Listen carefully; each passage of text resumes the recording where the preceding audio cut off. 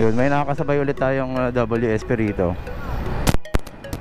Lily yata pangalan niya kasi nakalagay sa bag. So mukhang papunta siyang Valenzuela. Dito na tayo. Okay, mamaya ulit. Another one, si boss nakalimutan ko pangalan niya. Ivan, boss Ivan. Diba? Tagal natin mag-recall ngayon ng pangalan Ayan, so dumadami na po yung gumagamit talaga ng e-bike sa kalsada dahil ang laki nga naman pong tipid at syempre hindi po mainit. Ayan, so mamaya po ulit. Shoutout sa'yo kay Boss Ivan.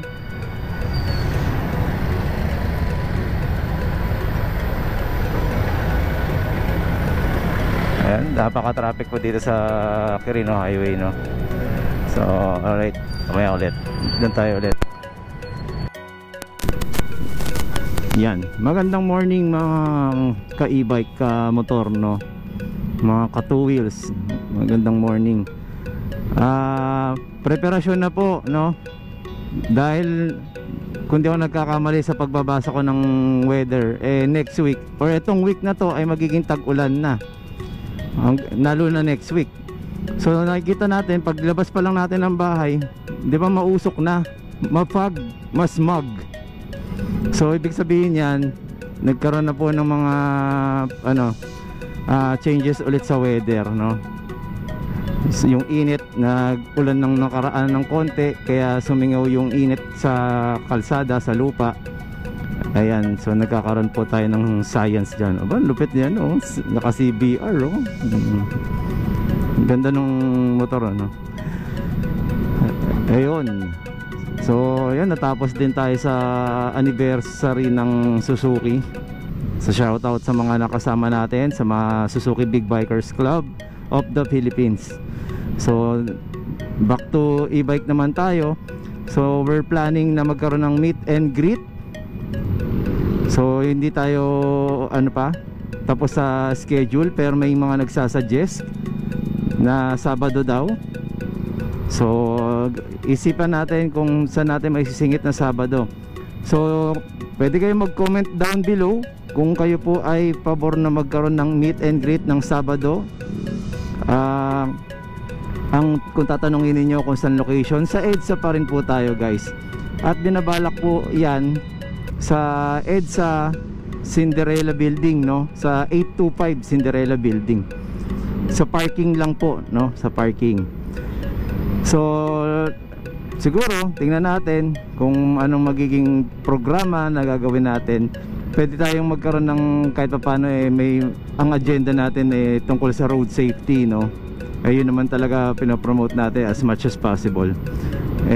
Makatulong tayo sa mga manonood kung paano pumuesto sa Ngayon, kung yung mga manonood natin pasaway talaga, napanood naman nila o hindi nila talaga inintindi, possible talagang magkaroon pa rin ng mga pasaway, no?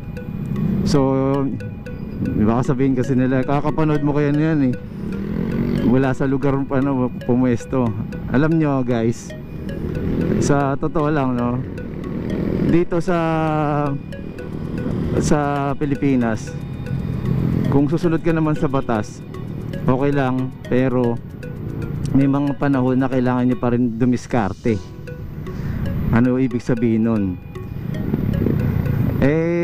Iba-iba po yung ugali ng driver dito. Minsan talagang mag-a-adjust at mag-a-adjust ka. Kanina nandito ako, ayan, nandyan na ako.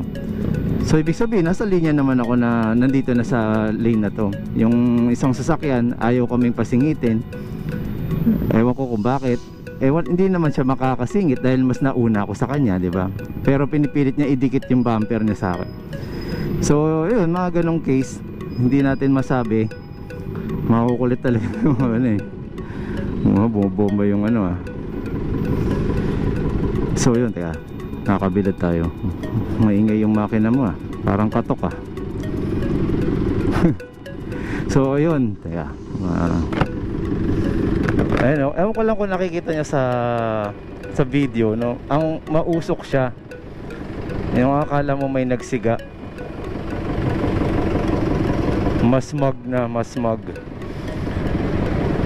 Actually medyo clear pa yung ano, so we can call it fog. Ayan. Ang dami po kasing ano, sobrang init, grabe. Kaya pagka ano po, nakakasuffocate yung ano, yung sobrang init, tapos kulob. Kaya inom ng maraming tubig. So sa pagmumotor po di ba ang galing nung cut nyo, kakaliwa ka pala, nandito ka pa sa 3rd lane o 4th lane ng galing. Tignan nyo naman yan, oh. Dahil powerful yung motor mo, ganun ba yan? Okay, so ayun na nga. So, tapos guys, kung mapapansin nyo sa ano, sa pagmumotor din, sabihin kumakain ka ng linya, aba, subukan nyo hindi kumain, overshoot, malala ka dun. May mga ganung bagay ba? Kailangan yung gumano mo na, bumuka, no? Tawag namin doon, bumuka bago ka pumasok. Parang iba, no? Ulit-ulit. Ayun. Pagliliko ka ng kanan, kakain ka muna ng linya sa kaliwa bago pumasok. Kasi subukan nyo po na dito sa kanan, kung kakanan kayo na mabilis ha, iba pa pinag-usapan natin na speed ha.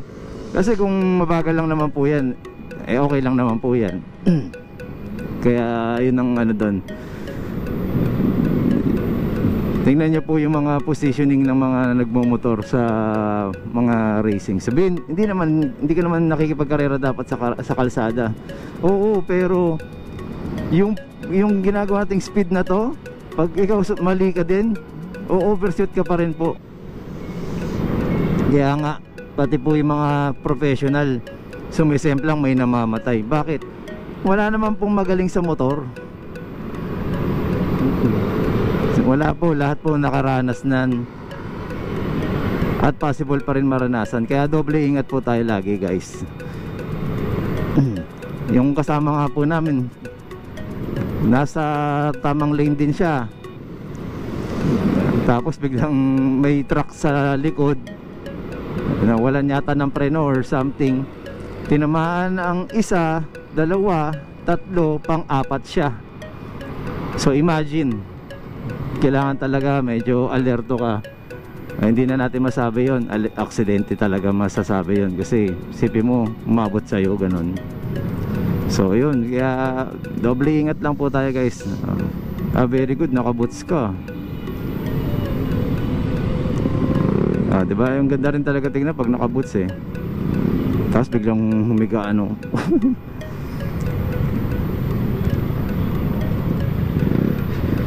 Kaya na nakasabay natin si ano, naka electric kick scooter. Ngayon. So yun lang muna at magsasabi tayo. So comment down below kung okay kayo sa ano, kasi sorry po, hindi ko talaga ano yung ano magkaroon ng ano meet up sana. Kaya lang po ang dami pong nagme-message, nagtatanong, gusto na magkaroon ng get together. So yun lang naman po yun. So tingnan natin kung paano. Kasi may ano naman po siniset po din yung ating mga kasama sa South, no? Yan po ginagawa nila CJ at nila Chris, no? Nila Kit. So ayan, tingnan natin guys. Okay, so dito na lang po muna at mahaba ulit ng video. Salamat guys. Pakilala ko lang my nephew or Oiko, Masaki and Taichi.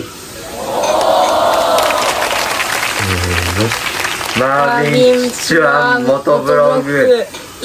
いいねとチャンネル登録よろしくね。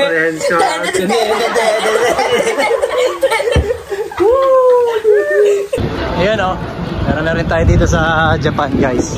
So okay, once again, Marvin Chua Motovlog po. Maraming salamat po. Salamat din po sa mga nag-subscribe. Subscribe, okay. Bulol pa no.